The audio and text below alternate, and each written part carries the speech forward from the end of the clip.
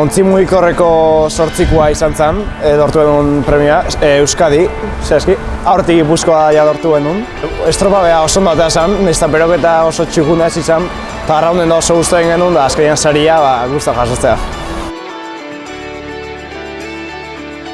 Aurreko urtean asko ginean, aurten 6 bakarrik geha, eta orduan betire ontziak osatzeko eta betire gaizki gaude, baina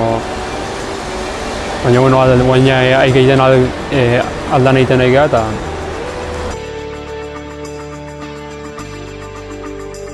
aurten pentsatze dugu emaitza honak ateatzea.